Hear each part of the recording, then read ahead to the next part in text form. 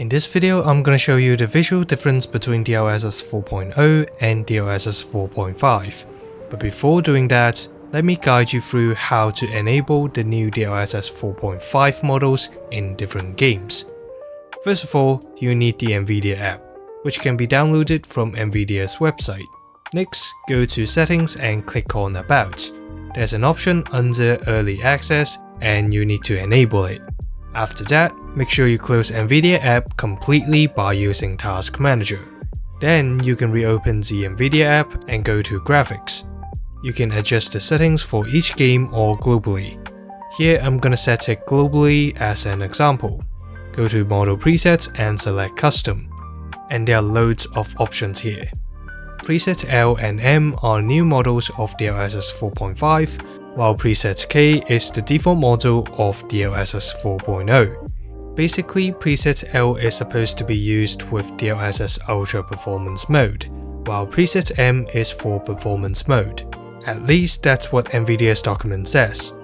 Personally, Preset M works the best because there's barely any visual differences between them, but Preset M offers better performance over Preset L.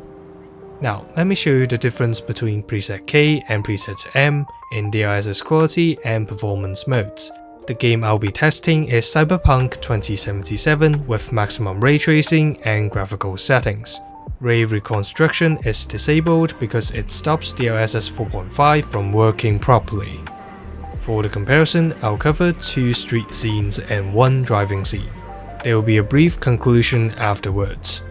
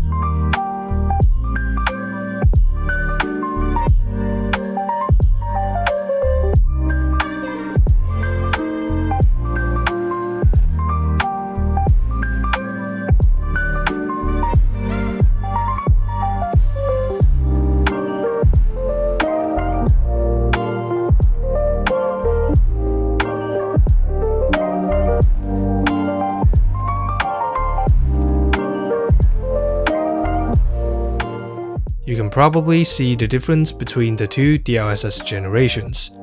DLSS 4.5 in performance mode provides similar or arguably better image quality than DLSS 4.0 in quality mode.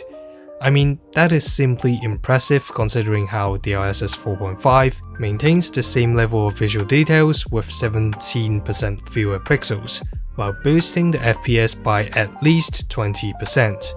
The only downside of these newer DLSS models is that you need to have a mid-tier RTX 40 or 50 series GPU, because DLSS 4.5 occupies a certain amount of VRAM capacity and requires a lot of FP8 computation power. That's something RTX 20 and 30 series GPUs lack of, since they don't support FP8 at all. So for older NVIDIA GPUs, it's better to stick with DLSS 4.0 unless there are big changes made to the DLSS models in the future.